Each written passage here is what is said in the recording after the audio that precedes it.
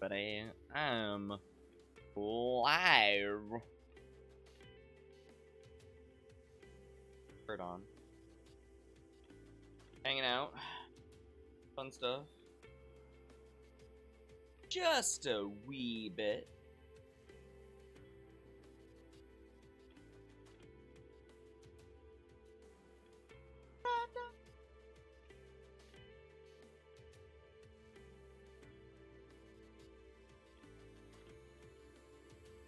Ooh.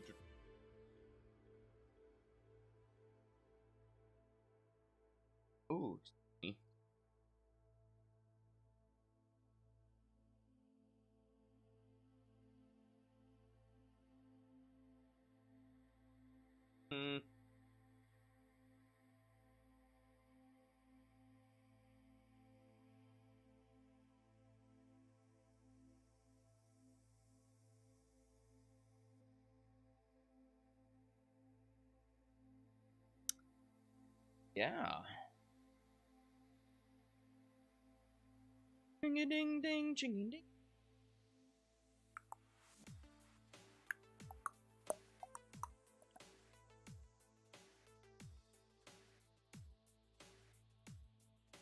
Good morning. Oh.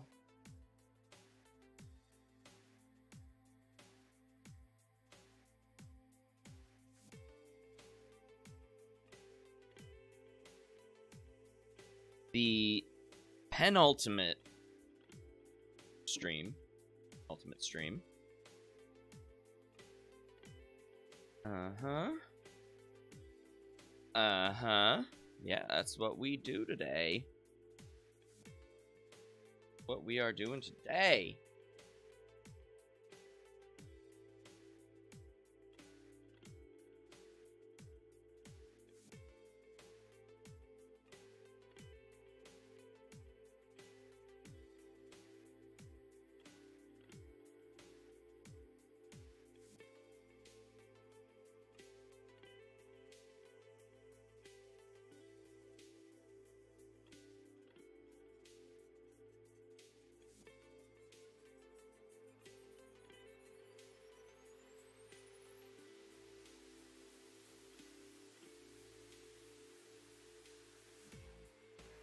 Oops. That's really where I want to be. Alrighty. Go just a little bit. A little closer first. Alrighty.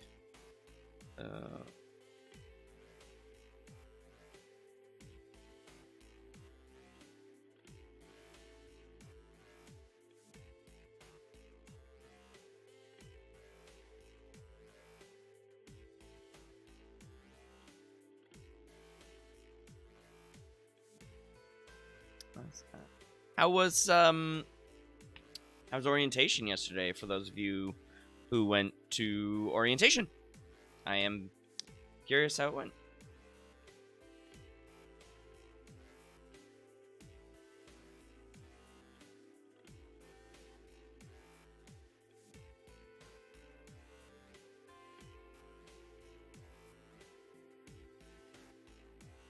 One, two.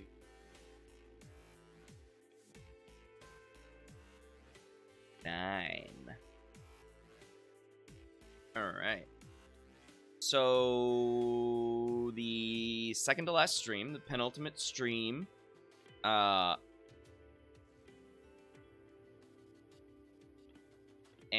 today we are going to do aggression. We're gonna fight each other. Ready? 1, 2, 3, go! Oh, I just fought myself. It was pretty good, kind of weird with all the precautions going on, but they handled it well. Well, that's good. Hope you got... It was all good.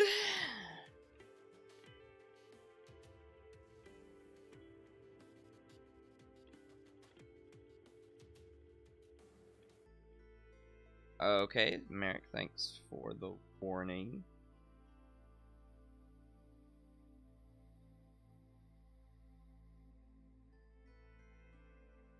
couple of people. But, oh well. Alright. So...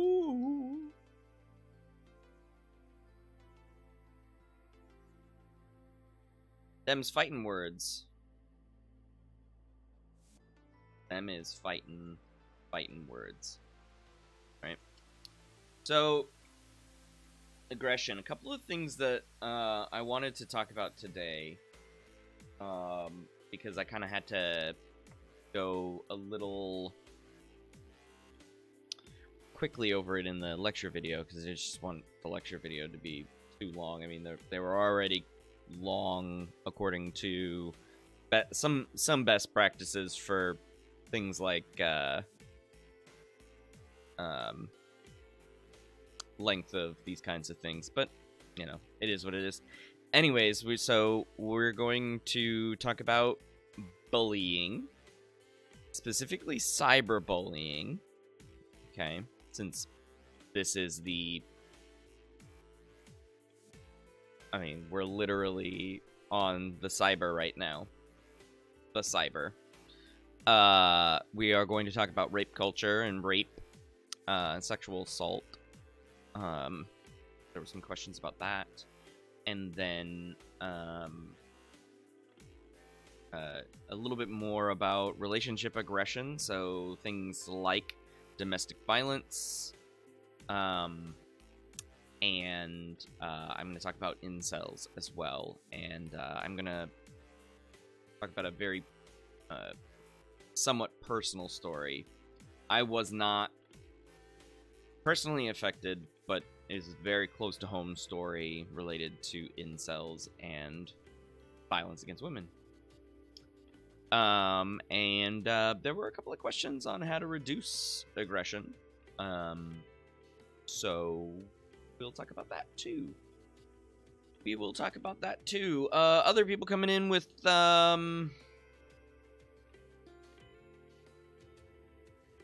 oh no, totally forgot to try to find anyone else in this class. I'm so sorry, Sophia. Oh no.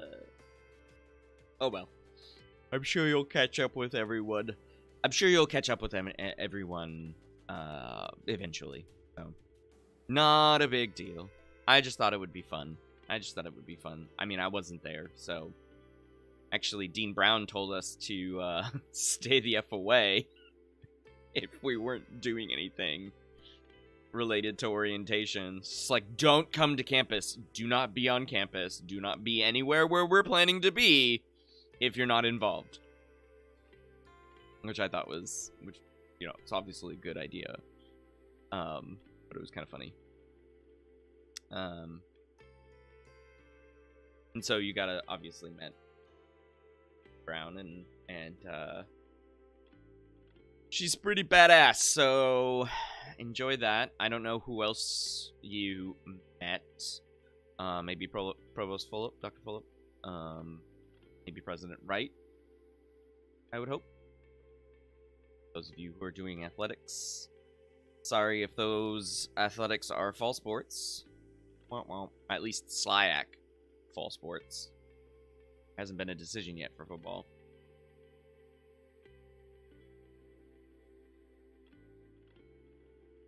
Unless somebody has some insider information that I don't. Alright. So, aggression. I want to start today by doing an activity that I found to help operationalize aggression, because as you saw in the lecture video, it's kind of an amorphous thing. Like, aggression is a lot of things. If I started talking fast and curt and sort of almost with an itch of anger, many of you would probably go, "Oh, he's being kind of aggressive right now." So it's like it's a weird psychological construct, and so I want to go ahead and do a little bit of things. Jeez. could do a little bit of a demonstration.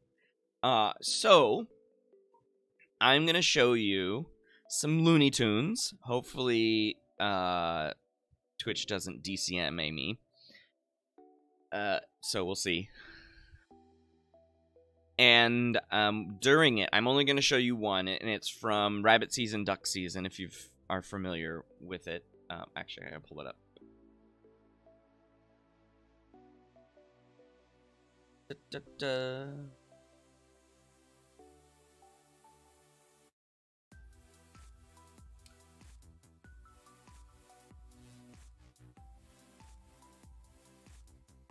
Yeah, here it is. It's the trilogy. Oh, it's... we'll just do the 1 minute, just in case I'm in trouble. I get in trouble. Okay. So what you're gonna do, this is gonna start off screen here. Stop, stop, stop, stop, stop. Okay. Yeah. Here. Alright, your job.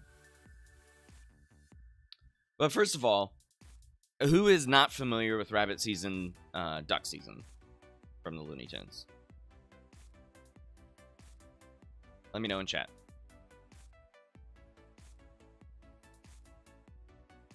It's classic. It's classic Looney Tunes.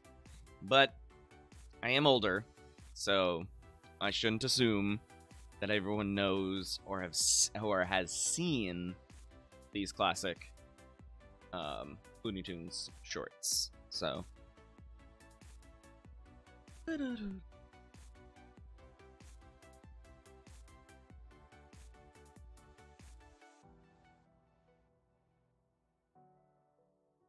okay, Rachel's not. That's okay.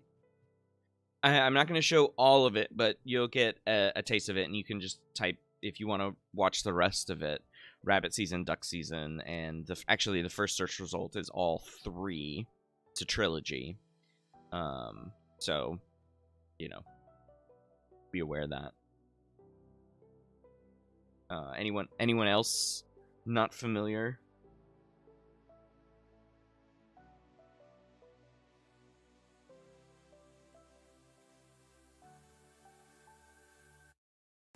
Sophia's not sure. Okay.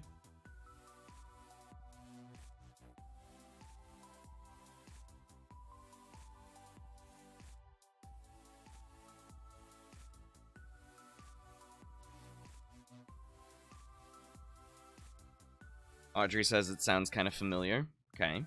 So, you may be reminded. Grayson, nope.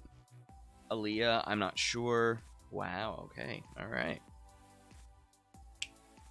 I'm not familiar. Okay, alright. This is good. This is really good.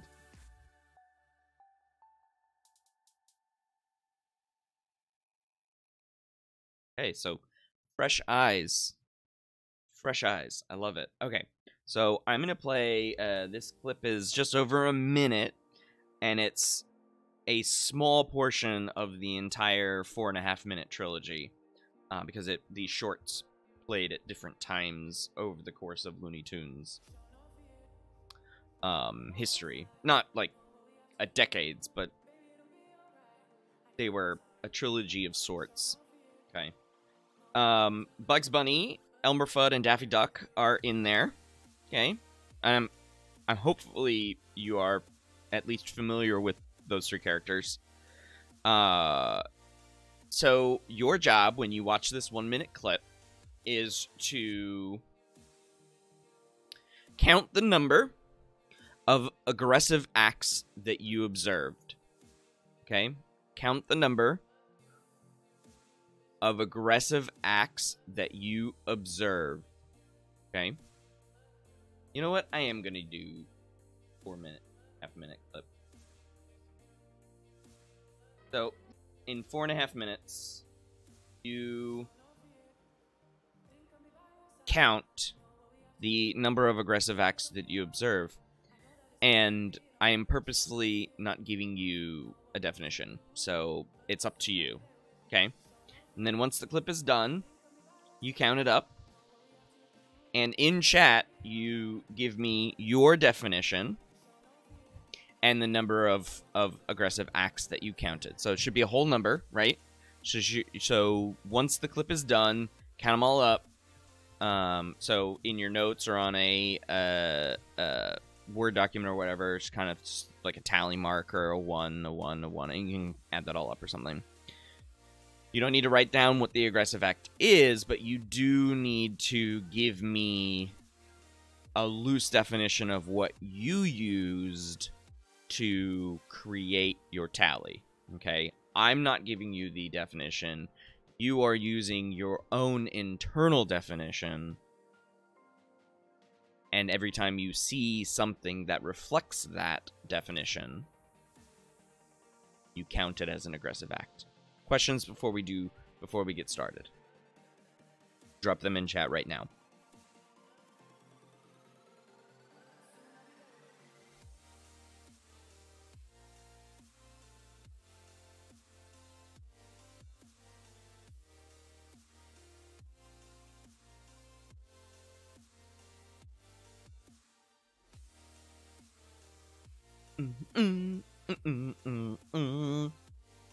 Oh yeah. Ooh.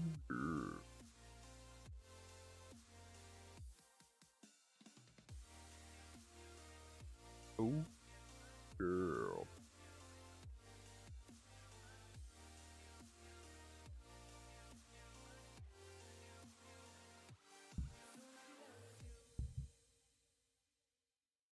All right. Well, it looks like we're all in agreement about what we want to do. So everybody ready? This is only 4.5 minutes, so it's quite it's quick. It's gonna be quick. Okay. So let's switch to this orientation. There it is. There's Mr. Fudd and Mr. Bunny. The Bunny. Okay. Ready? Go. Now it's duck hunting season. That, sir, is an investigated fabrication. It's wabbit season. Duck season. Wabbit season. Duck season. Wabbit season. Duck season. Wabbit season. Wabbit season. Duck season. Wabbit season. I say it's duck season, and I say fire.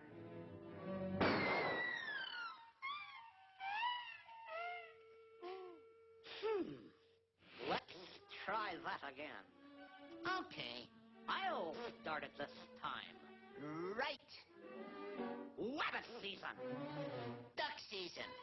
Wabbit season. Wabbit season. Duck season. Fire!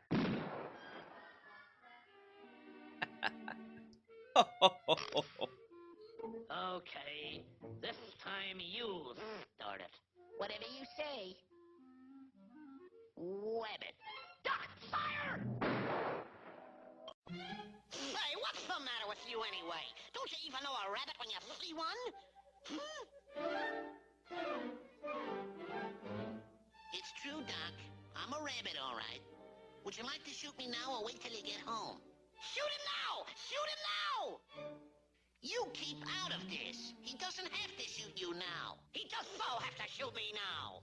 I demand that you shoot me now.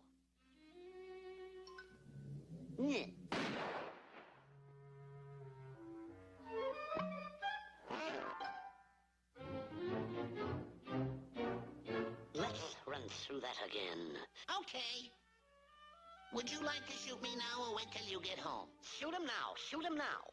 You keep out of this. He doesn't have to shoot you now. Ha! That's it. Hold it right there. Pronoun trouble.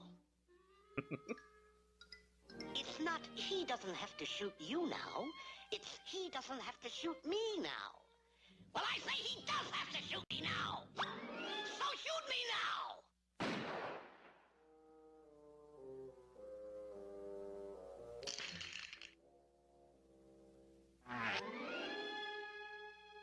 Yes?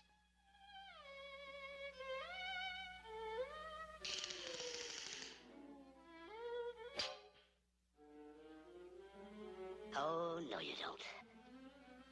Not again. Sorry. This time we'll try it from the other end.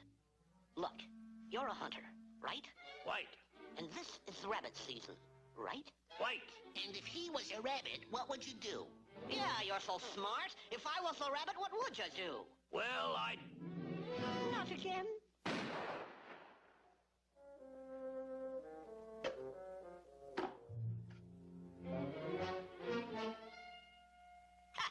Very funny. What is this, a cooking class? Shoot 'em! Shoot 'em!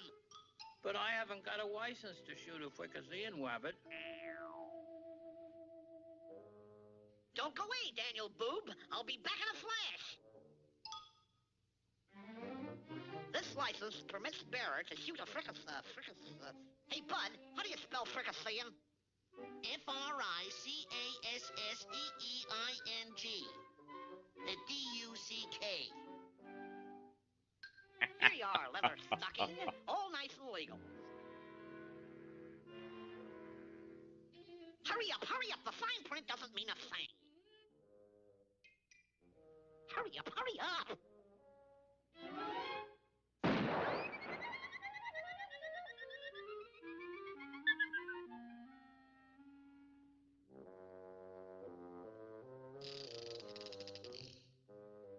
Here, let's see that thing. Fricasseeing duck. Well, I guess I'm the goat. What?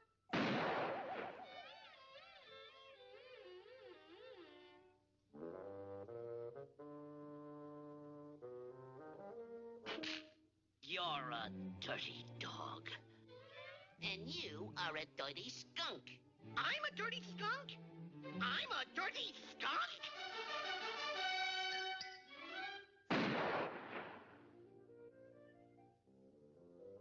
Brother, am I a pigeon?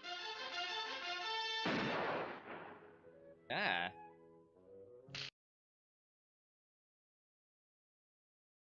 Alrighty. So drop in chat how many aggressive acts that you found. And let me know what definition that you use to count them.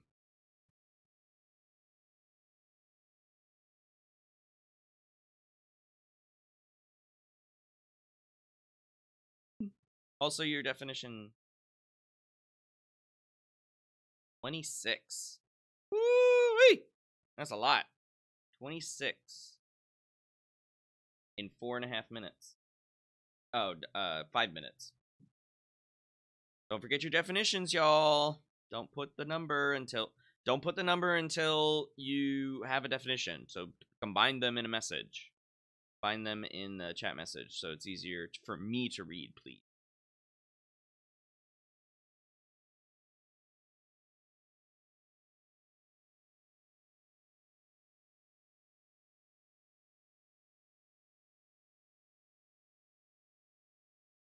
Almost every time Daffy Duck talked was verbally aggressive. Okay.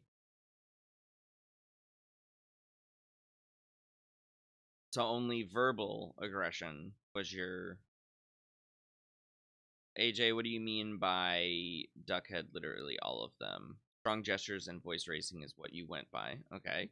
That's, quite a million words. Thanks for the follow. Rachel, 27, an act that was meant to be used as a negative towards someone else.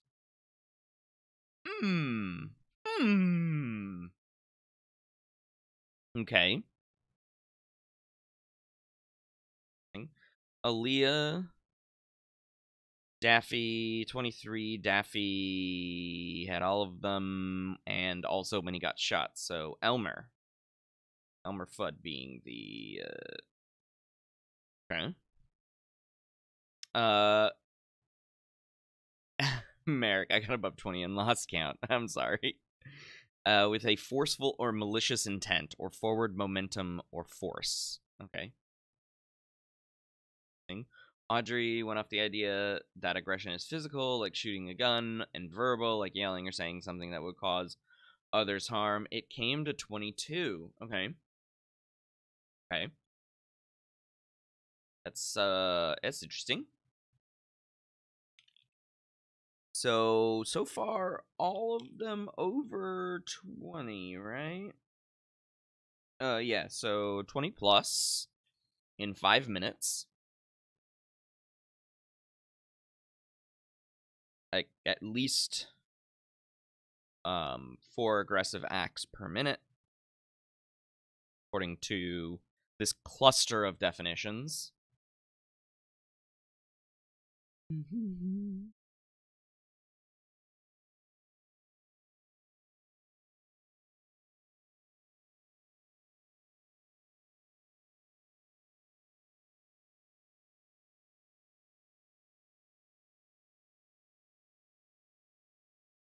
Any other? Oh, Sophia, 20-ish, an act that had a negative effect on another person.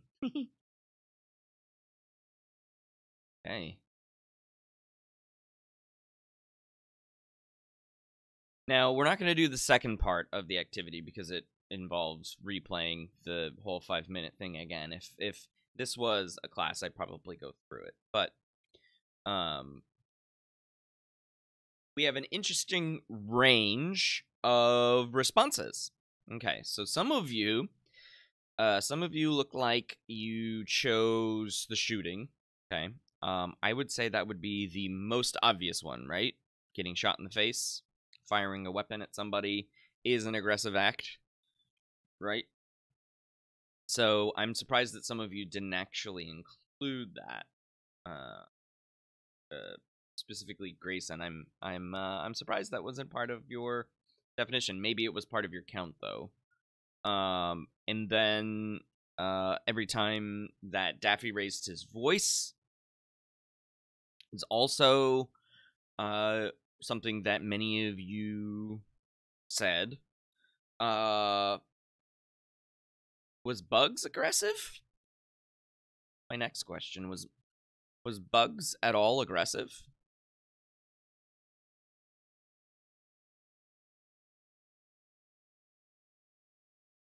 This is an interesting question, isn't it?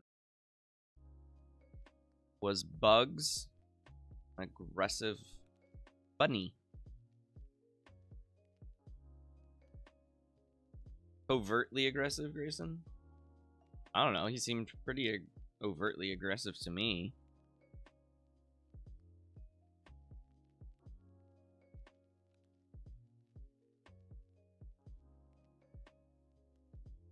I mean, what do we all think? He wasn't outwardly humming and hawing and pushing and pulling and firing and everything like that, but he did get Daffy shot every single time.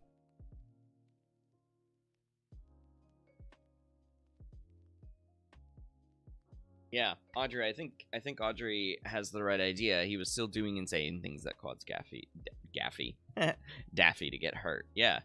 If I were to do that myself, I would suggest that Elmer and Bugs were by far the most aggressive characters in that 5 minutes. Yeah, Daffy was yelling and getting angry, but he was pretty much being the victim every single time. He was the victim every single time. So, poor guy. Poor guy. All right. So, we could define aggression any number of ways, but what this illustrates is that this activity illustrates a couple of things. One, that aggression is hard to define ourselves. And two, the importance of an operational definition, okay? To make sure that if you were all actual paid observers for this study on aggression in cartoons, that you would have a better semblance of agreement. There would be greater inter-rater reliability. Okay, so that's really important. Okay. Yes, there is physical aggression in that clip. But to get you all homed in on the, average number, inter-rater reliability, I don't know why I'm having such struggle saying that today, is really important for assessment and measuring something like aggression. We can call lots and lots and lots and lots and lots of things aggression, but we have to define it first so then we can measure it, okay? Now, that is not to say that, that clip had all of the aggression. Certainly not. But there was quite a bit of aggression in it, right? Okay. Any questions about that? Let me know. Moving on to a different topic that I wanted to talk about, and there were a few questions that are related to this, and one of them, or two of them, are situational stuff. And the situational thing that I really want to talk about for the next little bit is online aggression.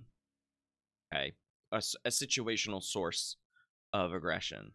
Some of you asked about heat and why does heat increase our levels of aggression? Because heat makes us feel bad. We don't like being hot. And I think I said this in the lecture video that you can't take off your skin if you're too hot. Okay. Because we're already hot animals. And so when you increase our body temperatures too much, then we start getting very agitated. Just in much the same way as being angry gets us hot. Okay. Why do you think in Inside Out they had the anger emotion shoot fire out of his head when he was like, ah, good old Lewis Black? That's a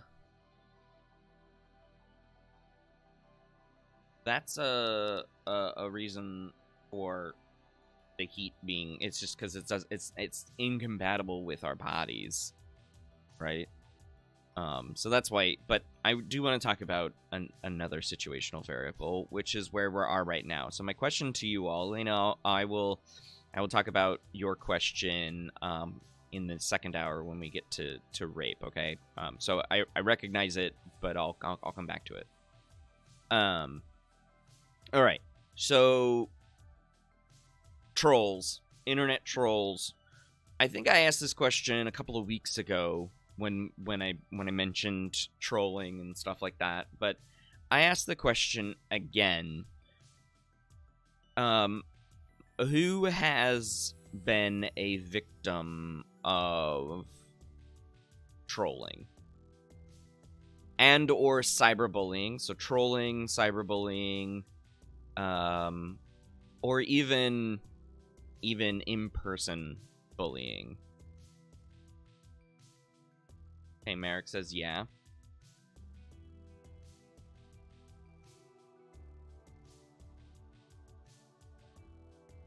Elena, yes. It's kind of, let me know, specify which one, because I asked several, so let me know which one.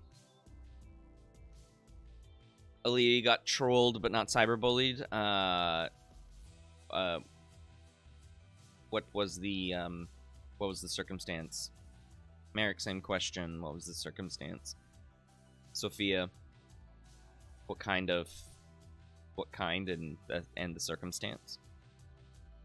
If you're not comfortable sharing, that's fine too. Elena, all of them? Cyberbullied? That's rough. I'm so sorry. Audrey, you've seen bullying online and in person, but it's never been directed. Okay. Okay. America happens a lot. It's the internet. Okay. I mean, fair point.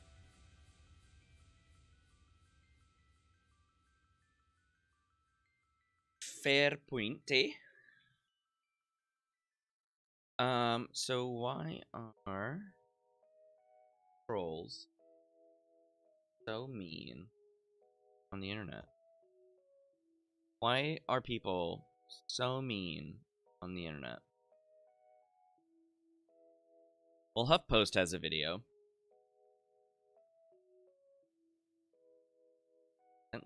Content loading. Definitely trolled and bullied when I was younger. Okay, so there is language. Okay, just FYI. Muted right now. There is language, so be aware of that. Okay, and some sexually suggestive stuff and crass things. So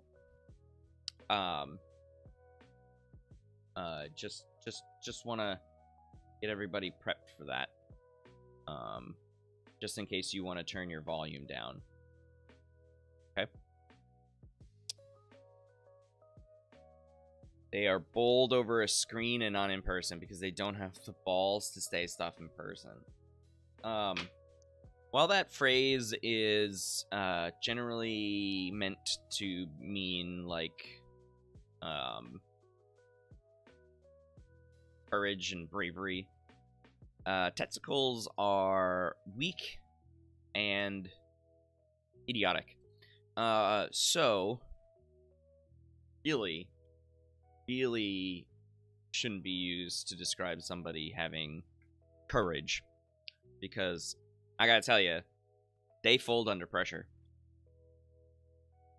Anyways, that's my own personal quest to get that out of our common. Has nothing to do with what we're talking about right now, but it's a personal quest of mine to see people stop using that phrase. Okay. Also, in Spanish, cajones is used, which also, no. Or huevos. And it's just like, do you know how weak eggs are? That's not what. Okay. Alright, anyways. Let's listen to this. Everyone knows what an internet troll is. But there are groups online, hundreds of thousands deep, called online mob harassers, who bombard your Facebook feed with scumbag commie cunt, you'd best be used as AR-15 target practice. Narcissist, I wouldn't even rape you. Cunt, you are the downfall of humanity. Hey baby, damn, I want to mix race with you. What a piece of shit you are. Maybe it's true. You don't want people talking about makeup behind your back. No more design jewelry for work out. Do this, talk about you. Cunt, though. I'm currently the target of an online mob. But why would people be so mean to each other on the internet? I don't know why the bar isn't going away. Sorry about that. First, we need to see where this all started. Online internet mobs have always been around since the beginnings of the internet, really. Andy Campbell is a senior reporter at HuffPost, covering crime, harassment, and extremism. That's a badass title. What makes online mobs so dangerous is that they can dox you, they can SWAT you, they can send police to your house, they can come to your house, they can call your friends, they can call your employers. It's relentless harassment that can ruin a victim's life. To understand how these online mobs start, first we have to look at how they start offline. There are similarities and differences between collective behaviour face-to-face in crowds on the streets and collective behaviour online. This is Dr. John Drury, a social psychologist. He studies how and why people riot. Drury says that real-life riots often start as peaceful protests, but when a crowd faces persecution, they feel empowered by their shared ideology and often resort to violence. When the rioters are a group of anonymous internet trolls, something changes. What being anonymous in an online troll mob gives you is the ability to enact a cruel ideology. For example, anti-feminists will often threaten women with sexual violence. Gamergate is a really good historic example of how online harassment starts and who it targets. Meet Carrie Goldberg. I own a victims' rights law firm in Brooklyn. Her clients are targets of harassment, blackmail, and sexual assault. In other words, we basically make life miserable for perverts, psychos, trolls, and assholes. Carrie says the tone of much of today's current internet mob harassment began with Gamergate. It started with a jilted ex who was trying to get revenge on his girlfriend. Her name was Zoe Quinn, and she was a video games developer advocating for fairer gender representation in the industry. She was hacked, her naked pictures were put online, all of her personal information, her family's information. Memes showing her in sexual situations, threats against her life. And although that was 4 years ago, Gamergate-style online harassment continues today. In Oops. Everyone knows what an Gamergate-style online harassment continues to. Sorry. I was going to pause and say that HuffPost didn't do a very good job of reducing the aggression around Gamergate by that imagery. That imagery was extremely aggressive, throwing darts at somebody's face. Whether it's, I mean, a depiction, a representation of the violence this woman had already faced, it's still not great to show a dart going straight in her picture's face. I just wanted to point that out. Today. In 2016, the Gamergate mob found the perfect figurehead for their ideology when a businessman from New York City announced, I am officially running for President of the United States, and we are going to make our country great again. This led to a proliferation of online groups like this Facebook group of trolls called Emperor Trump's Dank Meme Stash, which isn't really about Trump at all. It's really just an amalgamation of a whole bunch of trolls who can do something like take my colleague's name and photos and post them online and then talk about it. I'm Jess. I'm a reporter at HuffPost. I cover world news and online misogyny. Remember her Facebook feed? Emperor Trump's Dank Meme Stash harassed Jesslyn earlier this year, using the same language and tactics deployed at Gamergate. There are over 700 comments on my status right now. My aunts and uncles have read about men wanting to rape me. My dad has read that. That's probably been the most difficult part. Surely you could just ask Facebook to get this vile stuff removed. I did ask Facebook. They essentially told me there was nothing they could do.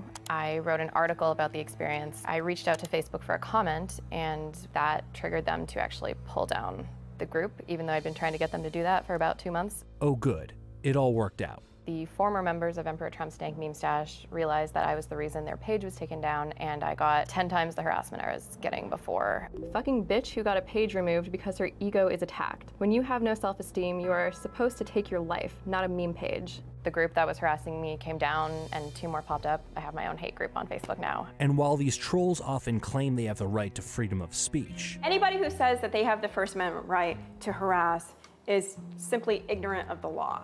Harassment is a crime in all of our states. It's a course of conduct. When it's a private company and not the government that's dictating speech, it's not a First Amendment issue. Those companies can censor as much as they want. They're private companies, and they do censor all the time. I mean, for instance, Twitter, has a limit for how many characters we can have in a tweet. That's actually a kind of censorship. These companies need to actually be banning the users and flagging the accounts that are repeatedly harassing other people. Because you can't just send police into the bedrooms of hundreds of thousands of online trolls. You've got 4chan, you've got Reddit, you've got Facebook, you've got Twitter, any number of platforms, they're sitting there and being allowed to thrive. So is there something to be learned from how real-life riots end if they start in similar ways? The short answer to why riots end is very often people run out of energy. That's not a very interesting answer. And that's the big difference between riots in real life and online. The online mob doesn't get tired. Instead, the victims do. It's really exhausting. My boyfriend's tired of this. My parents are getting tired of this. I'm tired. I don't know when it will actually end. But according to Carrie Goldberg, there's still hope. Online harassment can be stopped.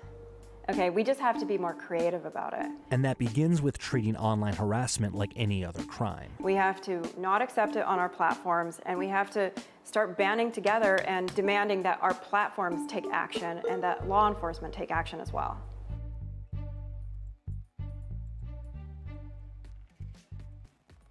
All right, thoughts on that? Thoughts on that? Quite a lot of information, I think, in that.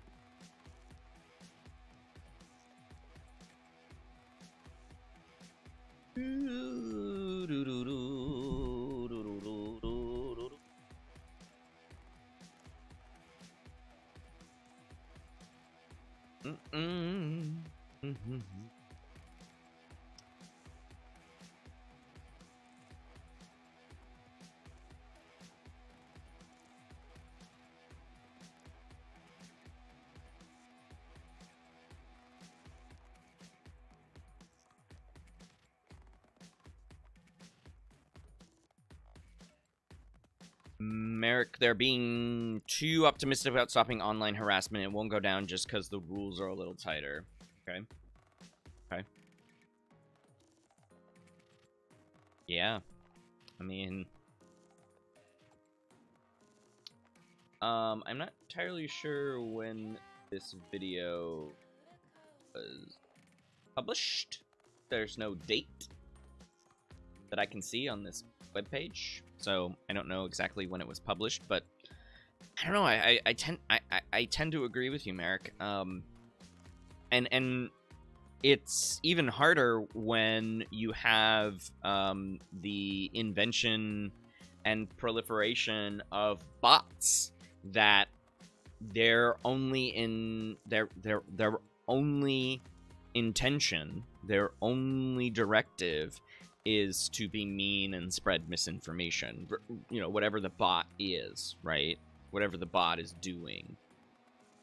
Or where in Russia the bot is coming from, right?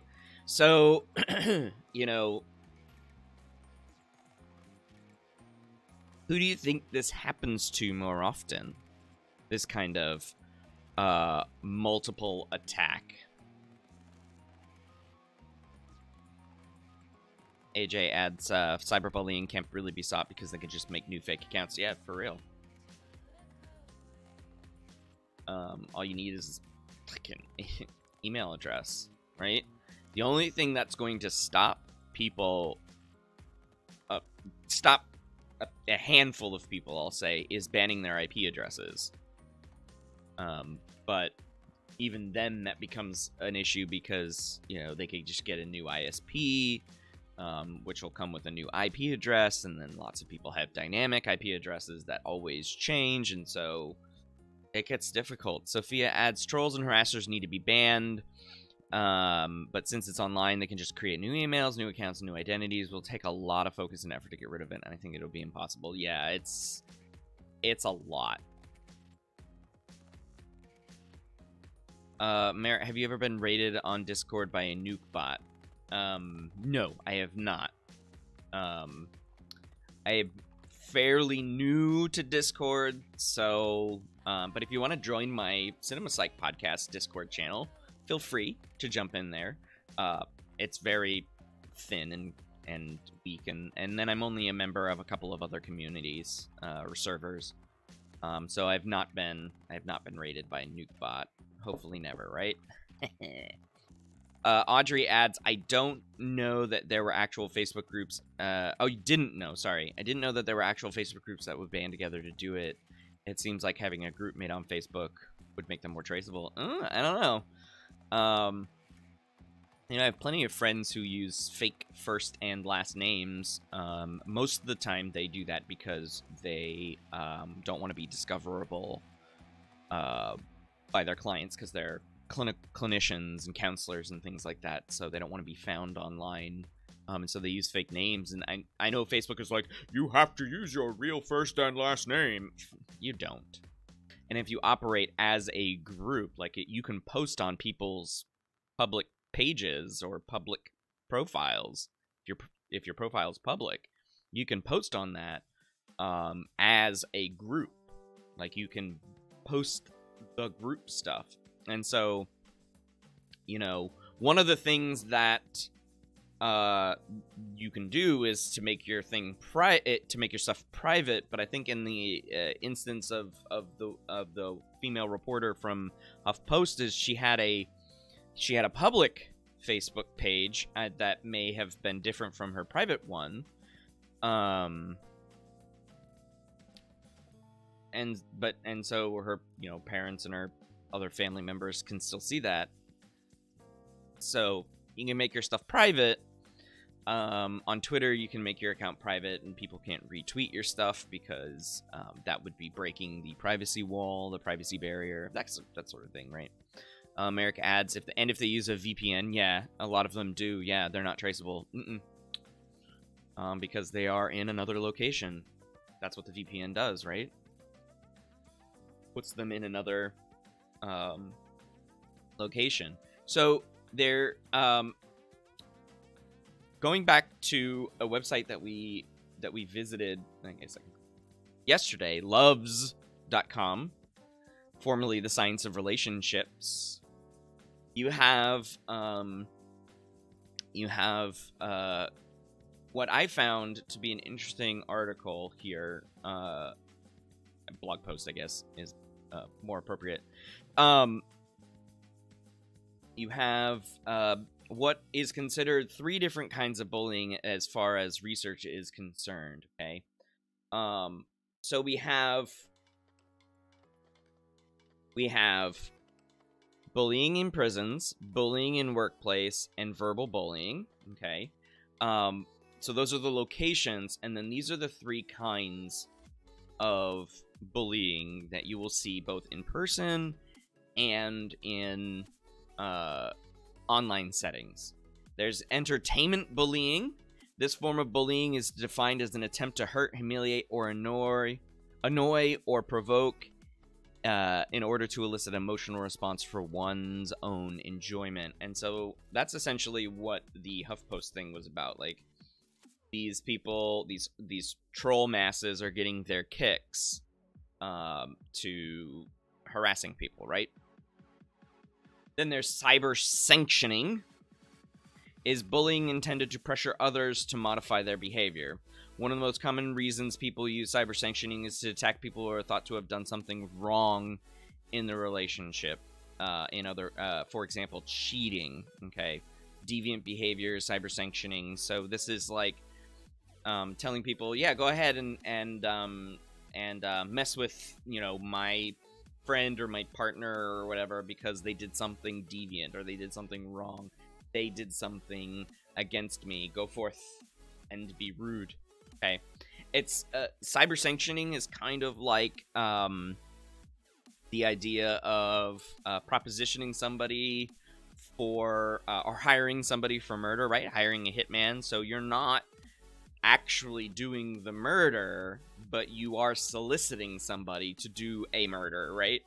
And so that's what cyber sanctioning is. That's what that kind of bullying is, okay? So just be aware that that is considered relationship violence, and it's bullying, and of course it's aggression, right? And then the third one is power struggles, which is best described as, well, this is how they describe it: attempts to hurt, humiliate, or influence the behavior of the victim in order to gain or regain access to something that the bully wants. Okay. I like rabbit season, duck season as a power struggle, and Bugs just comes out on top every single time. Okay. Daffy's dumb. Right? And so those are all the kinds of cyberbullying that Loves and Research has found. And this is from Dr. Jen Harmon. Yeah. Jennifer Harmon. It's all the way back from 2014. Things have just gotten a little out of control these days, right? Things have gotten... That's 6 years ago, and we're talking about it still, right? So I wanted to end this hour by talking about a little bit regarding why does it feel so good to act so bad.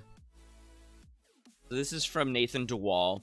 He is a textbook writer. He works frequently with David Myers, right?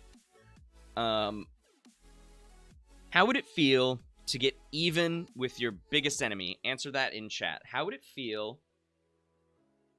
So don't use the answer that David Chester gave, but I want to hear. So think of your biggest enemy, who you hate the most in the world.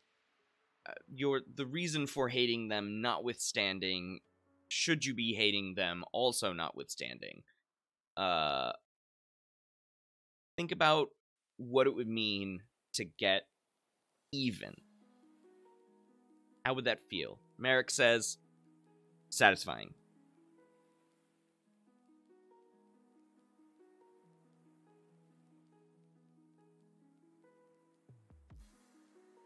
Sophia, oh, so good.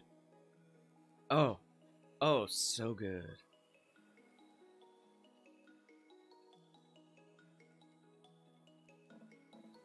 So good.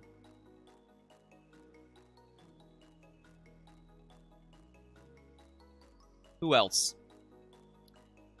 Momentarily satisfying, and then what happens after the satisfaction has waned, Grayson?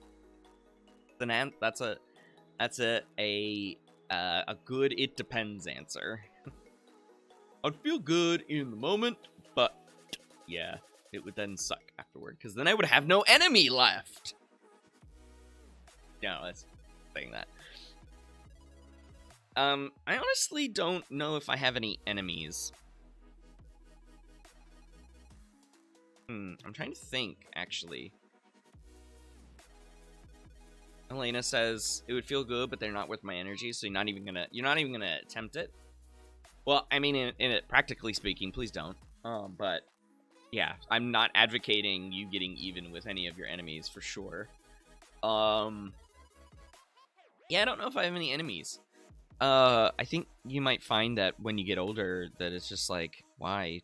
It's maybe not all that useful to have hate, I guess. That's my perspective. Okay, that's just me. If you feel like you want to do that when you get older, just be nice about it. No, I'm gonna advocate kindness here. So no harming people.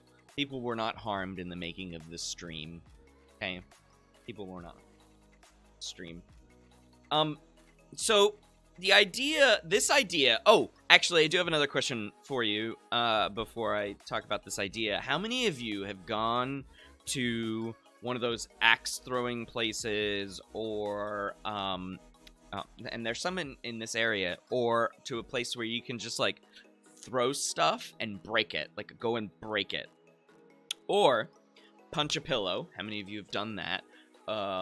I hope you haven't punched a door, or, you know, done some physical act because you were so angry. Okay. If you've done that, let me know. And how potentially you might feel a little bit better getting out that aggression from going to places to break stuff. Is it actually beneficial to go and do those kinds of things? Well, to the people who run those stores, yeah, it is, right?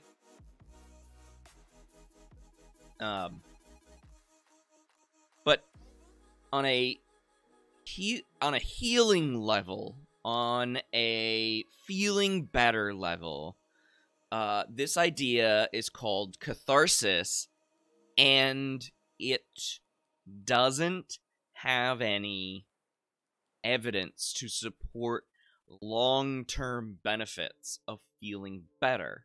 Okay? So we have this idea that, okay, harming my enemy would feel so good, but actually, Grayson hit the nail on the head by saying it would be momentarily satisfying, and that's what those places offer, is momentary satisfaction. But it wouldn't feel better in the long run. You'd probably be upset that you harmed somebody. You probably would feel bad more than you feel good, because catharsis doesn't change the way we ruminate over the perceived harm or injustice that we may have, or even actual harm or injustice that we have felt, because it just doesn't get rid of those feelings. The rumination stays here, and it cascades into a vicious cycle. In catharsis, breaking things, screaming into pillows, punching a pillow, punching other people, breaking a wall, taking your a la Office Space, where they try to break the copy machine. If you haven't seen the movie, I recommend it. It's just not going to make you feel better. But there is another piece to this too, because if I were to ask you what your top 5 favorite films are, the vast majority of you would identify films that have revenge themes in them. They would have revenge themes in them. And it's like, well, why do I like feeling like getting revenge would be amazing, but when I actually get revenge, it doesn't feel good? It's because...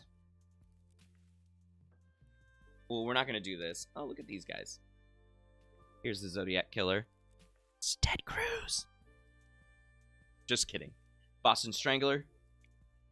David Berkowitz, who is the son of Sam. Okay. Here's what they had to say about Killing. Okay.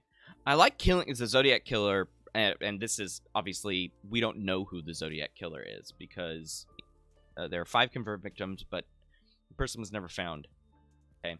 But wrote to authorities, and you can watch the events of that in the film Zodiac. Robert Downey Jr., Jake Gyllenhaal. It's a really good movie. Anyways, and it was determined to be a he through police sketches. I like killing people because it is so much fun. It is more fun than killing wild game in the forest. Okay. Boston Strangler said, it wasn't as dark and scary as it sounds. I had a lot of fun. Killing somebody's a funny experience. It sounds really chilling, doesn't it? It sounds so chilling. And then David Berkowitz, who is the son of Sam, and he had 6 confirmed victims. Boston Strangler had 13. Okay. There's not even any information here about, like, John Wayne Gacy or Jeffrey Dahmer in here, right? So David Berkowitz said, I was literally singing to myself on the way home after killing. It's not exactly clear whether they even truly exist or could be shown to in the physical universe. Yeah, John Wayne Gacy, yeah. If one day physics finds a use for them, that's great. So, harming people sounds like it would be good. It makes us feel like we have some control over injustice, harm. But when you actually do it, it is psychotic, right? It is literally psychotic looking at what these men said in Killing. Because it doesn't comport with the loss of life like we are raised to internalize. Yeah, man. But it will never go away. There will always be people, there will always be things that will harm or create injustice. Okay? There will be bullies. What do you mean, AJ? Psychopaths are an exception. And then so Nathan DeWall says, our greatest hope is to promote a society that celebrates inclusion, equality, tolerance, and peace. Hey, there you go. Class over. Right?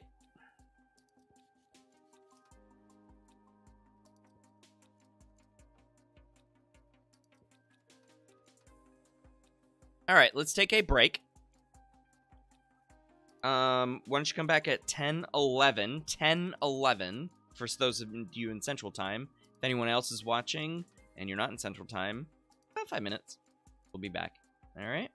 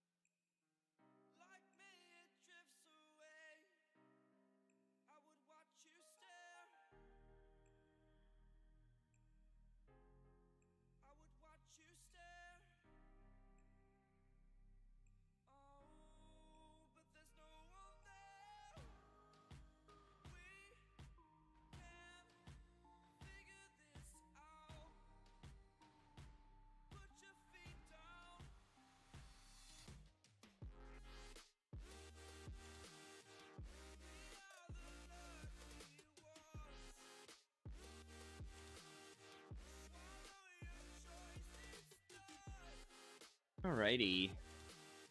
Here.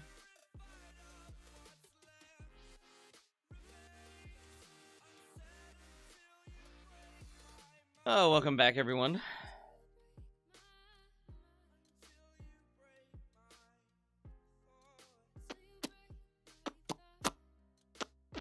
I'm just gonna grab some stuff regarding rape, because that's where we are going to run to next. Okay.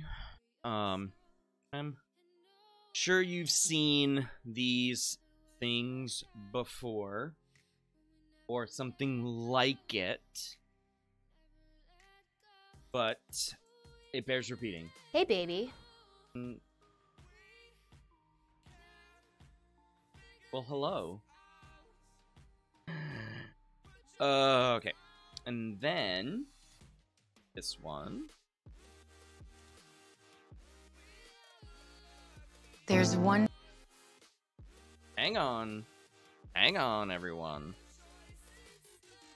And then I want this one. And then my first question to you all, before we jump into those, is when is rape okay?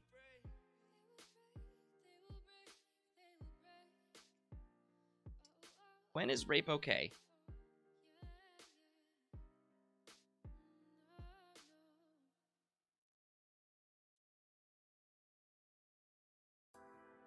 Okay, we have a never.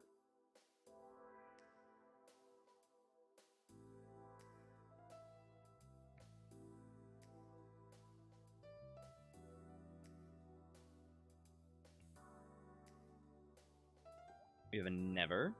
We have a never. We have another never.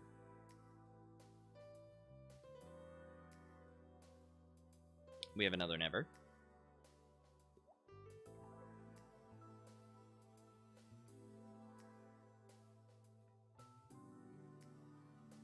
Never. Never. More never. Okay. More never.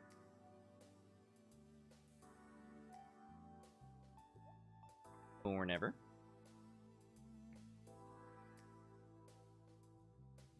Okay.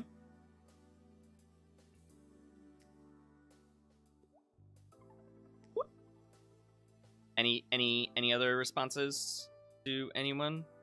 Any other responses?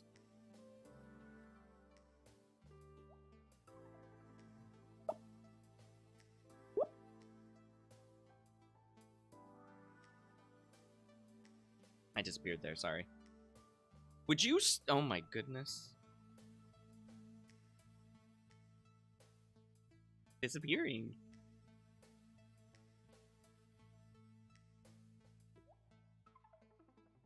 Any other responses? And it seems odd that that just didn't come, like, super quick, everyone. Come on now. Come on. Let's do it. Let's go. Come on, let's go.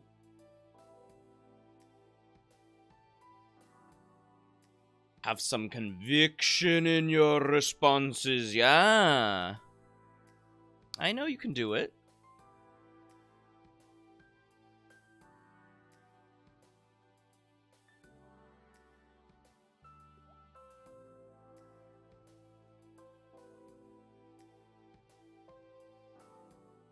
When is rape okay?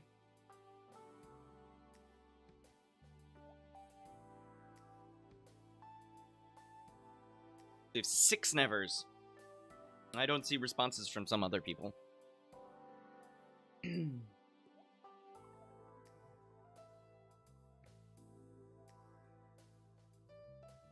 Now, before I show you this, I want you to recognize that this is from 1999. What I'm about to show you is from 1999. So it is 21 years old. It's old enough to drink in the United States.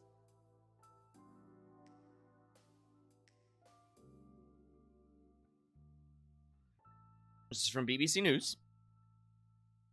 Read the headline.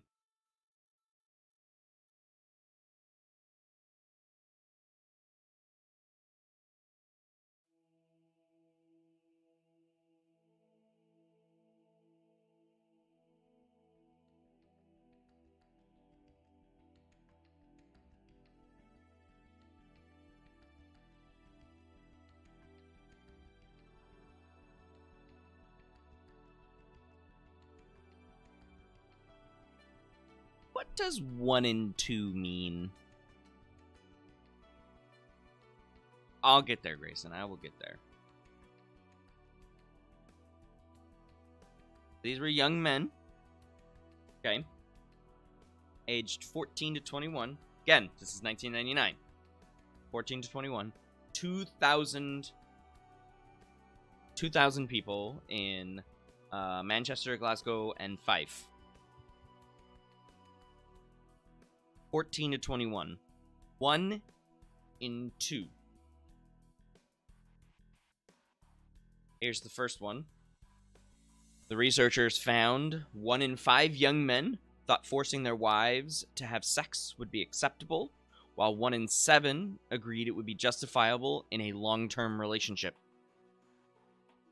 Next one.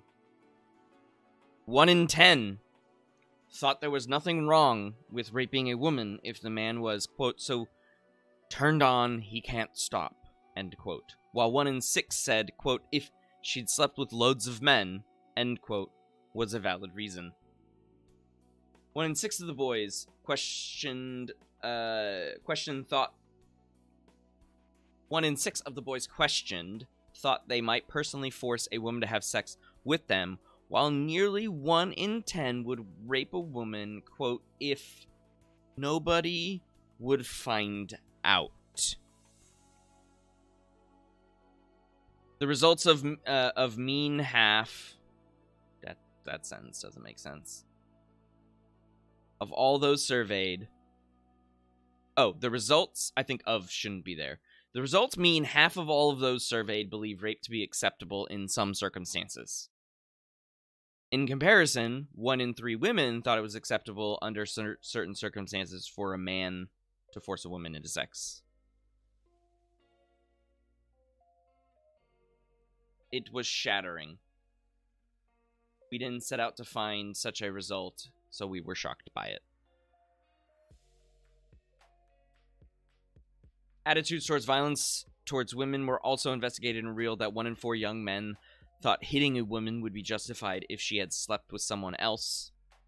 And 1 in 8 said it would be okay to hit a nagging woman, while 1 in 10 said hitting a disrespectful woman was justified. Of the young women asked the same question, 12% thought it was acceptable for a man to hit a woman if he had slept with someone else. Just 1 in 50 said hitting a girlfriend was justifiable. One young man said, quote, some women just need a slap to the jaw and put into the bedroom to calm down. Another asked if women triggered abuse, said, quote, some birds really do provoke rape. It's the way they strut about. Come and get me.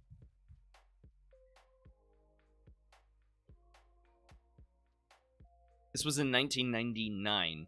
Yes, 21 years ago. And we have to hope that the current youths of Scotland and Northern England are better. But these beliefs run way deep. They run way deep. Okay? Yeah, Elena, you are right. Just like racism is taught, so are these rape norms. Rachel, shocked. I was 2 when I came across this. I was 2. Like, what? I'm sorry, what? Yeah. And you can imagine that these, you can be fairly confident in your assessment that these were white men in Scotland, Northern England. Right. But that is not to say that rape culture is only a white issue. It's definitely not. Considering that many of the rape-prone cultures and countries in the world are actually not countries with white people in them. But neither here nor there in that Wow, right? Wow. Hey, baby, why don't you smile? That skirt is way too short. You shouldn't have had so much to drink. Real men always want to have sex. Loosen her up with the drink. Men can't be raped. Boys will be boys. Hey girl, your body is Did banging. you lead him on? She was totally Bitch, asking why can't for you it. take a compliment? Why didn't you fight back? This is rape culture. And it's everywhere. What did she expect to happen at 1 a.m. in the morning? Well, I also give you one bit of advice. Don't go to parties where there's a lot of alcohol. Why do you not just get up and leave? Rape culture is hearing yes when someone says no. It's blaming assault on the person who's been assaulted. Or discrediting the victim's story because they took too long to report. They didn't fight back against their attacker. They drink too much. They were asking for it. Rape culture is when a person is sexually assaulted every 2 minutes. Every 2 minutes in the United States. But perpetrators of sexual violence are less likely to serve jail time than the people who commit any other kind of violent crime. Any other kind of violent crime. It's when 2 out of 3 sexual assaults go unreported. Most commonly because the victims fear retaliation.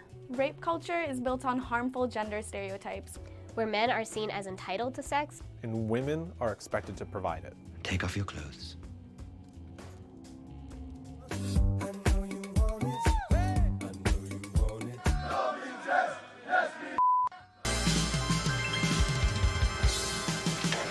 Ted, that's a Rolls Royce. Ted, that's the prom queen. You got 2 girls in one night. Men are taught to treat sex like a conquest. And if they don't? Well, they're somehow less of a man. A bitch. A pussy. Rape culture is so pervasive that we don't see it. Unless we know to look for it. But the evidence is everywhere. Everywhere. Everywhere. Everywhere. In the meantime, there goes another 2 minutes.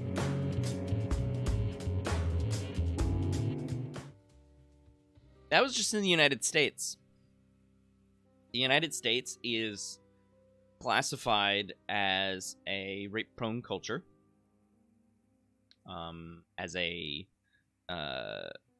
country that has a significant amount of rapes, and those rapes are underreported.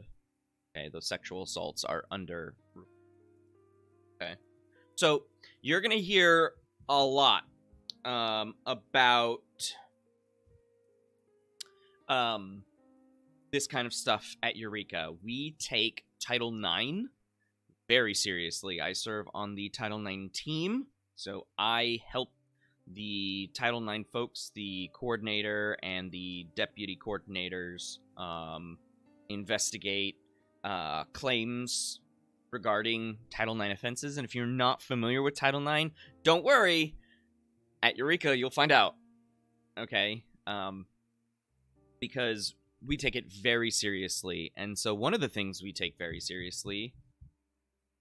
no, not California. This is Eureka College in Illinois, Golden Duke. Is one thing that young people are constantly struggling with. And I'm not saying this lot. I'm not saying this lot. I'm saying just in general, young people struggle with this. Okay? And, There's one thing you can never have sex without. It's not something you buy. Or something you take. In fact, there's only one way to get it. It has to be given to you, freely. It's consent. Because sex without it isn't sex. It's rape. Consent. If you don't get it, you don't get it. It's on us to stop sexual assault. Learn how and take the pledge at itsonus.org. So that was a campaign that was about 5 years ago. Okay. It's on us. Sent. Right? And, just in case you want to tell somebody, because I know I have a good bunch here, just in case you want to tell somebody,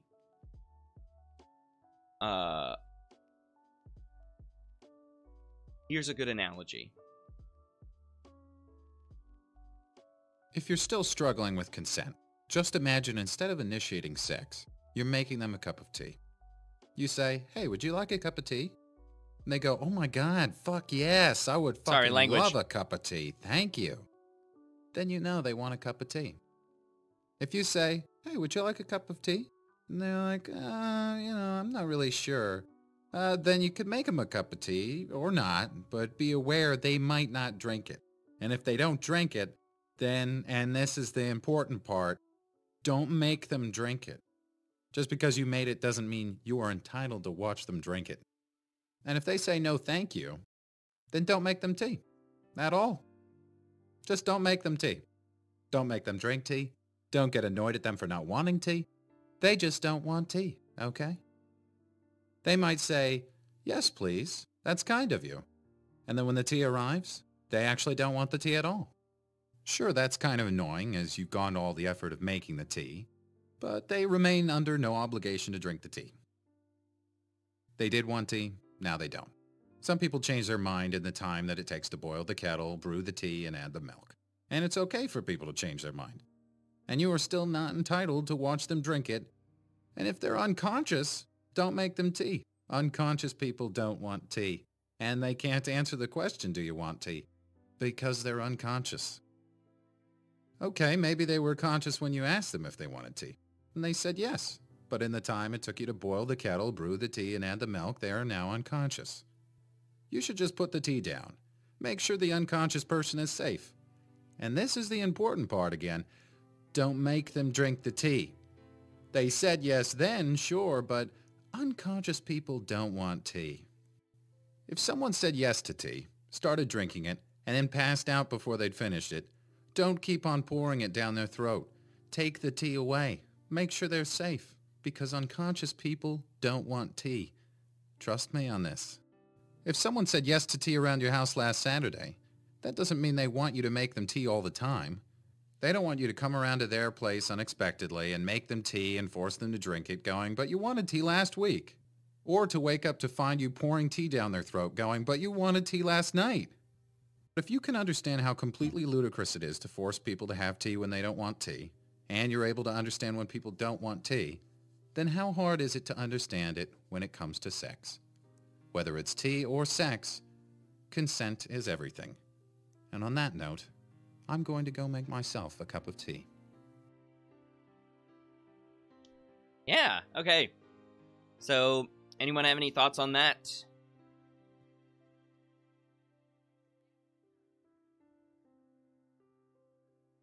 Back to that. Whoop, whoop. Good.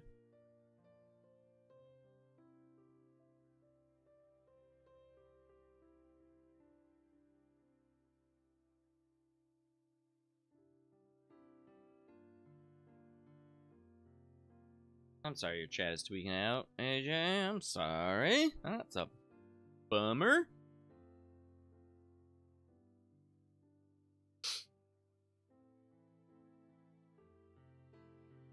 So am I preaching to the choir? Am I preaching to the choir? I hope I am. I mean, many of you said never.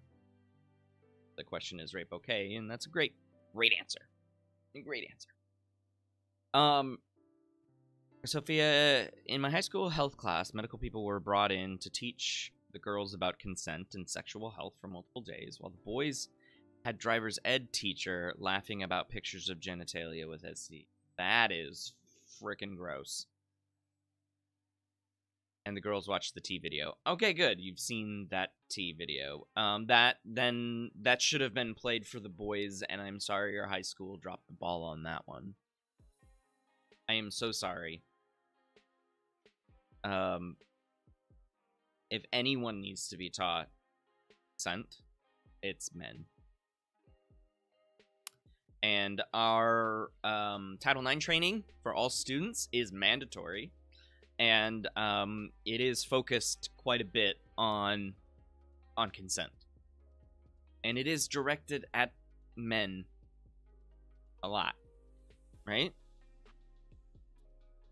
Yeah, the phrase "boys will be boys" needs to die in a fire. That's for sure. And how? Yep.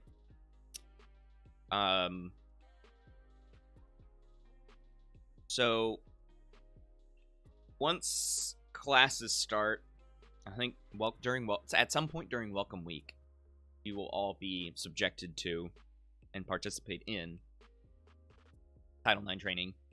Faculty and staff have to do it every year as well. And then, like I said, I am on the Title IX team, and I help investigate any violations of Title IX policy at school. There are some changes this year from last year because of the Department of Education changing some requirements. So we have to get, the team has to get retrained this,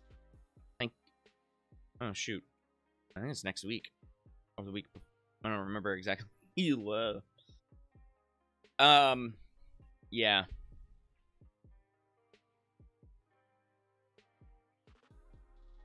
Even that, Merrick, I think is just I think we need to get rid of boys will be boys completely, because filling up water balloons with Jello and filling your friend's car with rubber ducks, it's also jerky behavior. Whether it's funny doesn't mean that it's not somebody being kind of a dick, right? We shouldn't excuse any sort of behavior, is my point. That's my point. We shouldn't excuse behavior by doing that, regardless of what the behavior is. Okay. So, related topic to this is, and it was expressed in much of those videos, is this idea that men are expecting sex from women. And this expectation is demanded. Okay? The sex is demanded. And when sex isn't given, anger and aggression occur, and you have an assault like rape. Okay?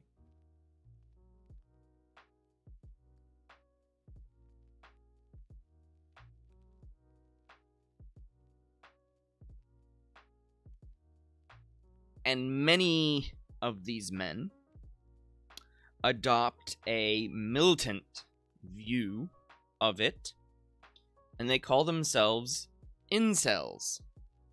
I-N-C-E-L. Let me know if you've heard of what an incel is. Golden Duke, I'm not sure what your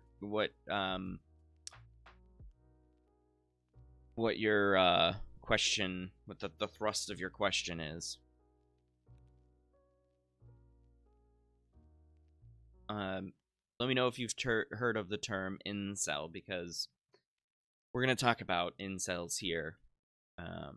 And this is that personal story, the semi-personal story. I don't want to insert myself too far into it. I will tell you what happened. Okay.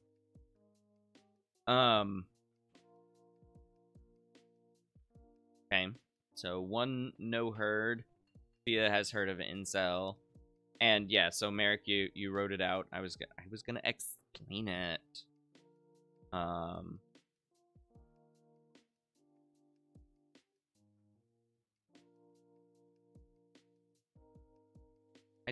I just had to allow automod. I just had to allow the word incel because it is such a fiery word, but because we're talking about it right now, it's very important that we do discuss it. So involuntary celibate. Okay, so men will describe themselves as incels when the rejection from women, the perceived rejection and the lack of sex granted to them by virtue of being merely a man,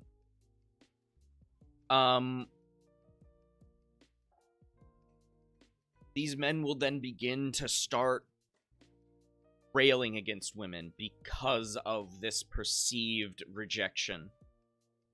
or actual rejection, because some of them are really kind of skeevy. And then, so violence against women is significant, and most incels will just kind of participate in the kind of online trolling that we saw last hour.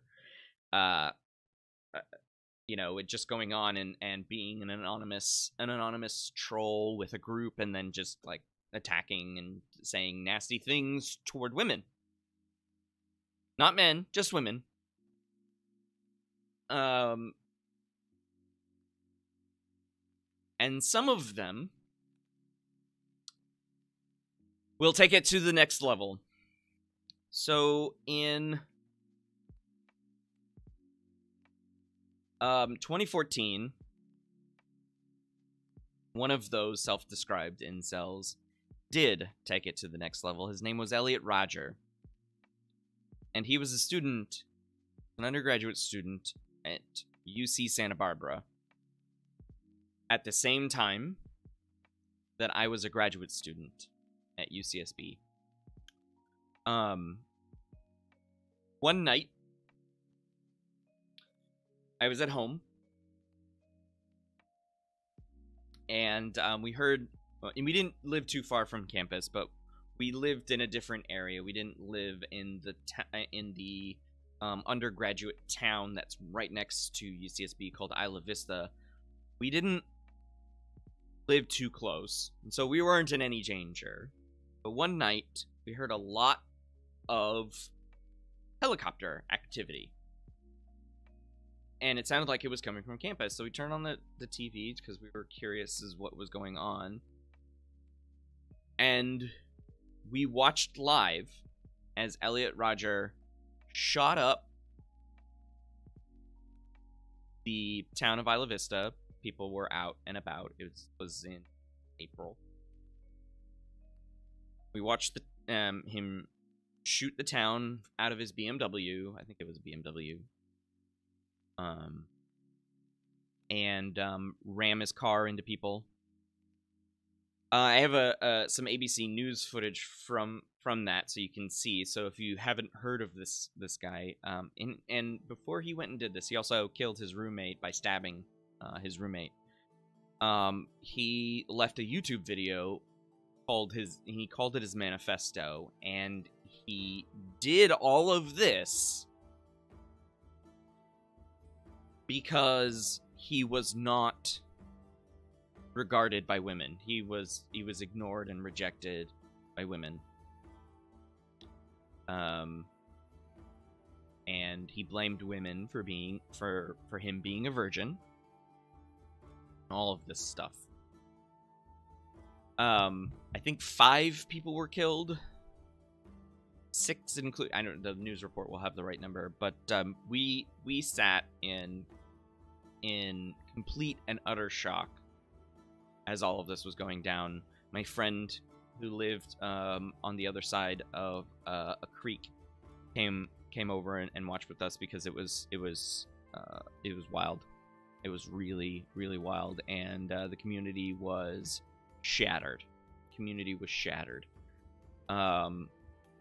So here's the news report. I'll go ahead and play this, and you'll get a little bit more detail. And if you have any questions, let me know in chat.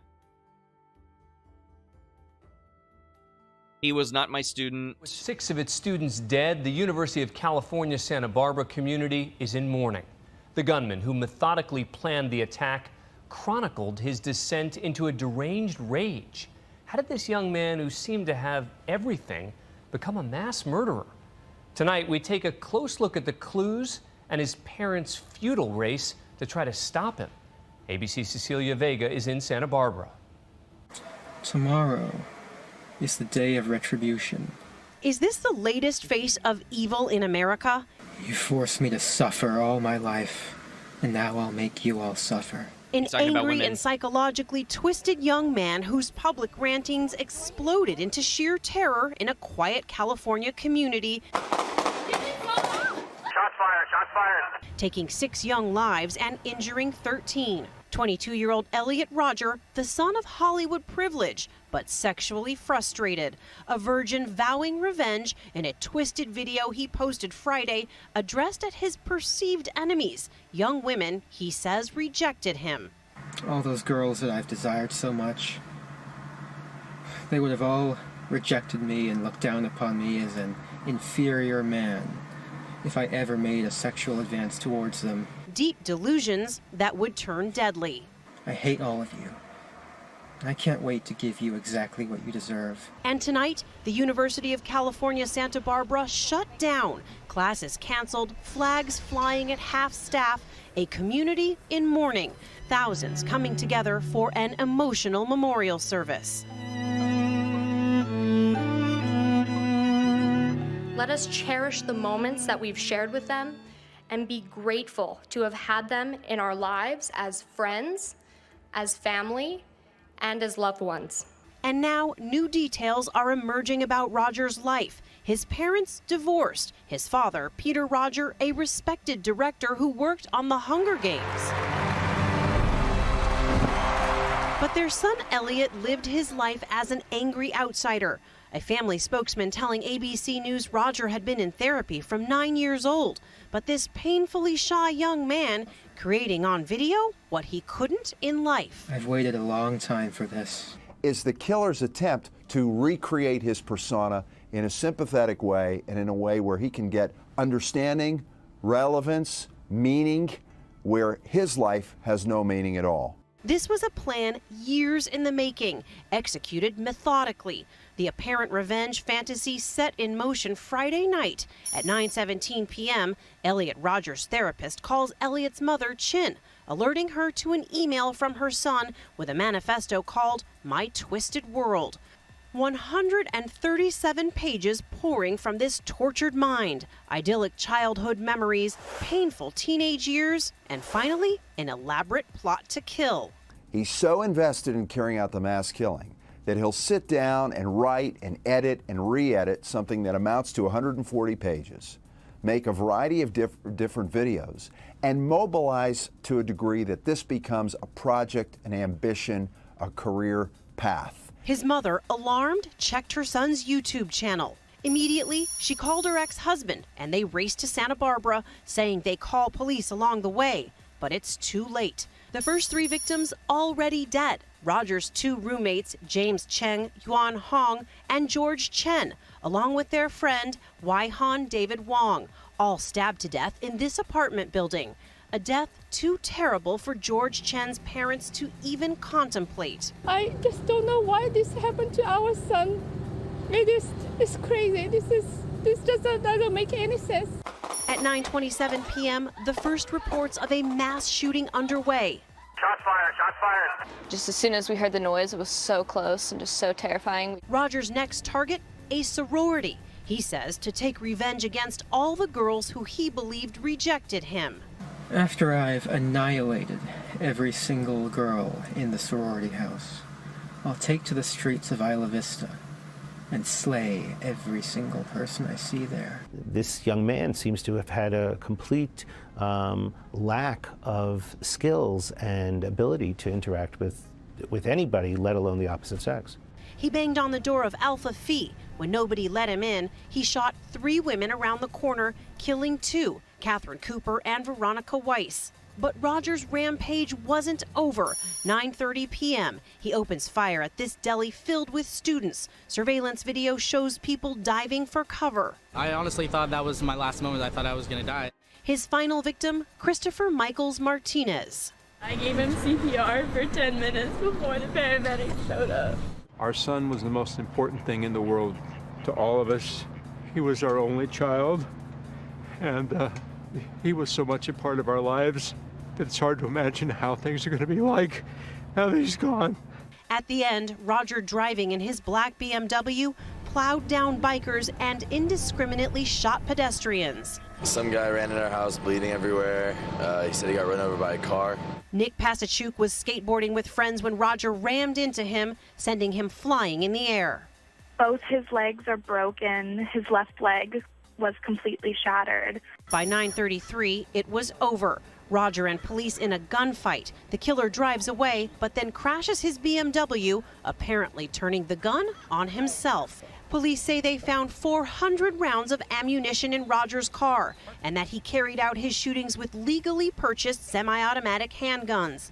He was under psychiatric care, his parents saying they did everything they could to help a shy, reclusive son, even reporting his disturbing videos to police last month. Police went to his home, but say they found no cause to search it or order a mental evaluation. Because of the narrowness of the law, danger to self, others, or grave disability, those officers acted in accordance with the law. But in his manifesto, Roger wrote, "If the police would have searched my room, found all of my guns and weapons, I would have been thrown in jail, denied of the chance to exact revenge on my enemies." Thankfully, that wasn't the case, but it was so close. The problem is that we send the authorities, who are not mental health professionals, to check on this young man, and it takes a very trained eye and a lot of skill to decide whether or not this person is a risk to hurting themselves or hurting others. His anger at sexual rejection morphing to misogynistic diatribes. Girls gave their affection and sex and love to other men, but never to me. And now, a worldwide outpouring, more than 1 million tweets decrying a culture that turns women into sex objects. Hashtag #YesAllWomen, now fighting back. Because every woman I know has experienced some form of sexual harassment, abuse, or assault, myself included. And on campus tonight, remembering those lost, sharing the pain, and searching for answers. If you agree that the people in Washington should hear that not one more person should have to die because of this ridiculous situation, then when I raise my hand, I want you to shout so loud that they're going to hear you. Not one more! Not one more! For Nightline, I'm Cecilia Vega in Santa Barbara, California. But often that search for answers can be so difficult. Thanks, Cecilia. All right, additional thoughts on that before we end today. Don't forget, I have extra credit opportunity that I am going to throw at you in a few minutes. And it's...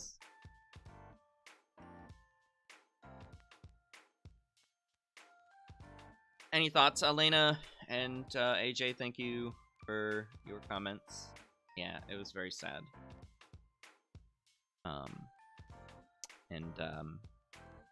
Yeah. Very confusing. It was hard to hear those things again.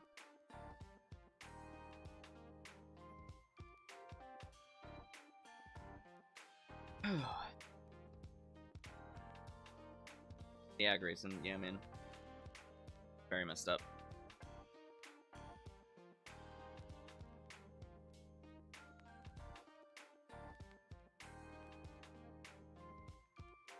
Oh, that's interesting, Sophia. So that was a Nightline piece, and so it was a little bit more of a long form journalism piece, of course. And so they showed clips. Generally speaking, if you heard about it, you probably only saw the picture of his manifesto video of the day before, with the sun shining on his face. But yeah, a very eerie, much in line with those three serial killer men that I showed you on the other on when we were talking about revenge fantasies and things like that.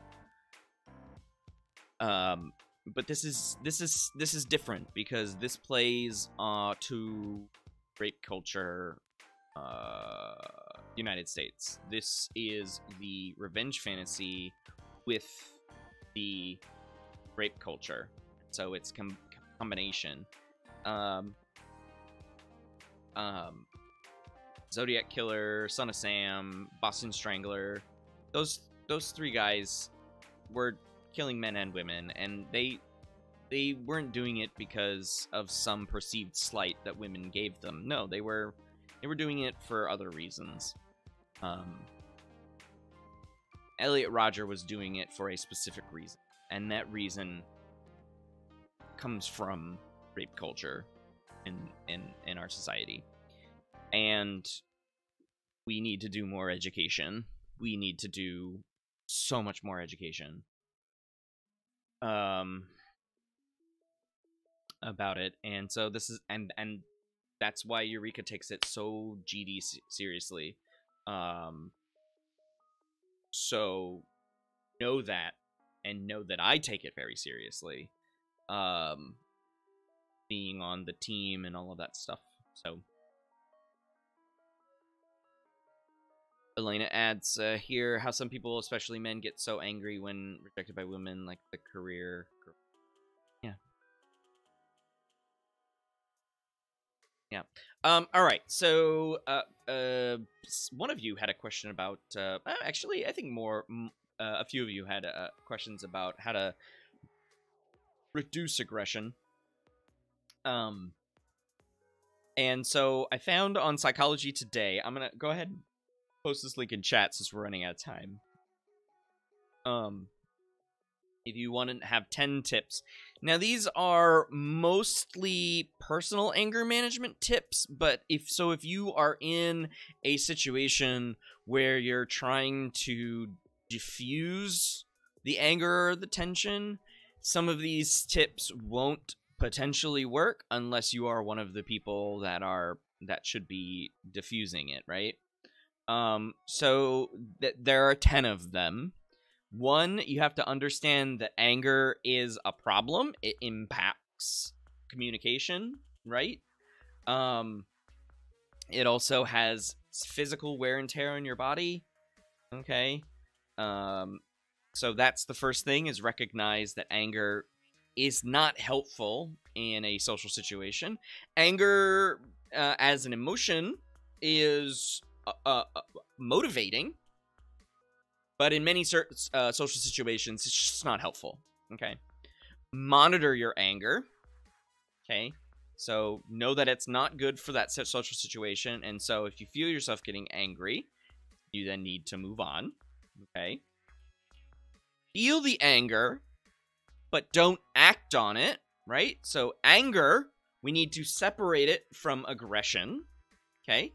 You are allowed, and the anger is valid. You are allowed to feel anger. You are allowed to feel angry at any moment in your life. You are not allowed to act on it. The aggression is what's going to get you in trouble. Okay. Any way that you do it, whether the aggression is physical, instrumental, or it's relational, and you're spreading a rumor. Okay. Don't act on the anger.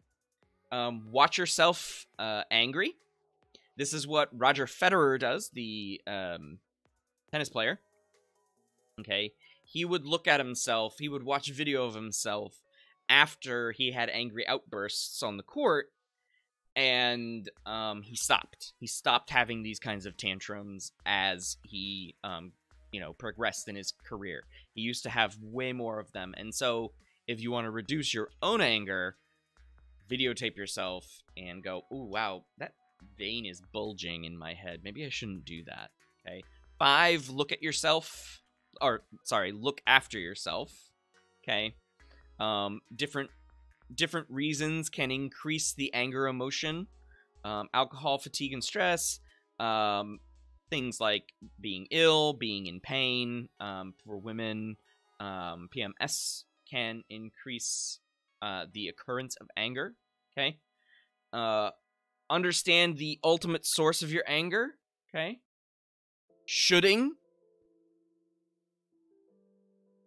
Most people believe that other people's behavior that makes them angry. Well, it's not. It's not. There was another question about why is frustration, why do people get so frustrated because of things they can't control? And it's because an orientation, a control orientation, a locus of control can be highly internalized. And if you have internalized control, high internalized control, you want to control things that you actually can't control, and so you end up getting frustrated because the lack of control is impacting your ability to achieve the control goal. I hope that makes sense. Okay. Number 7, be less judgmental. You know.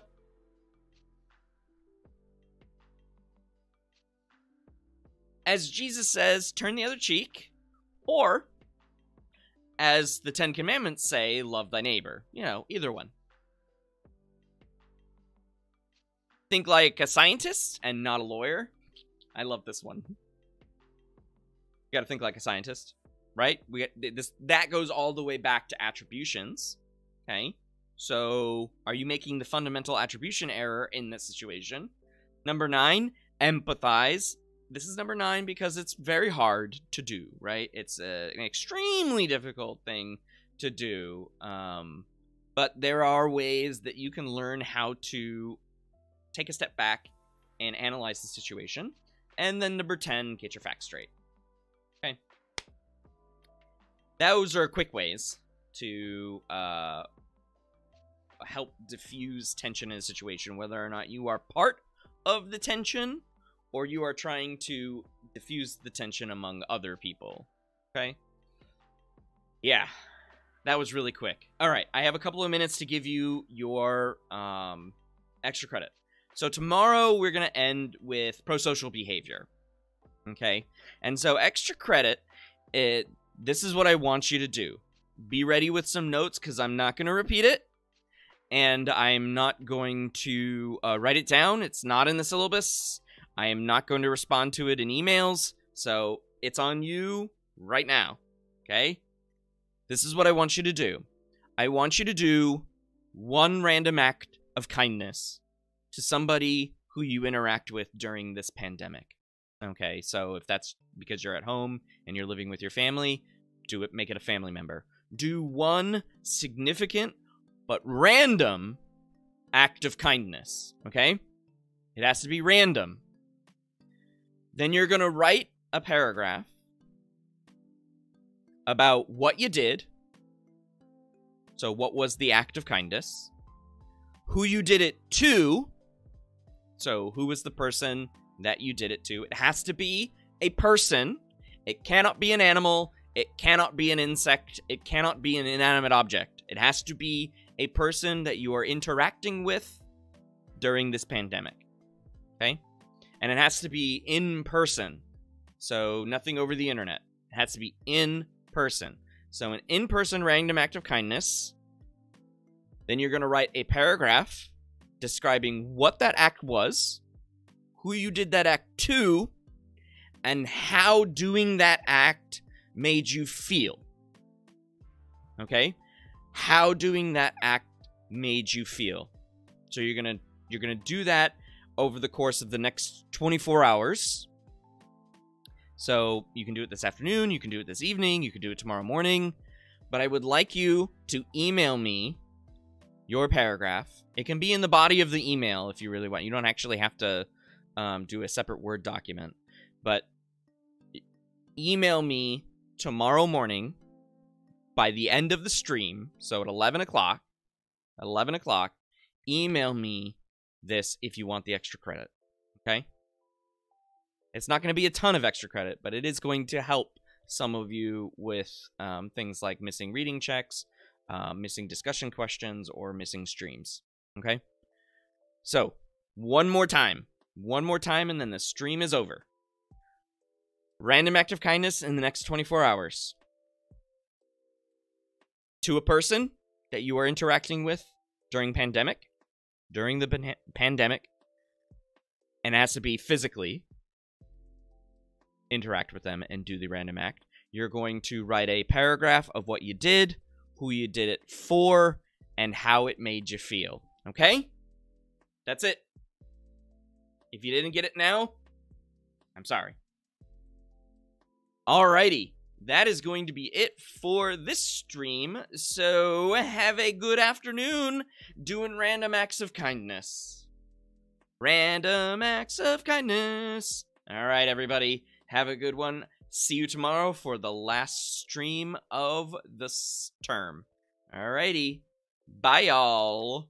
Bye.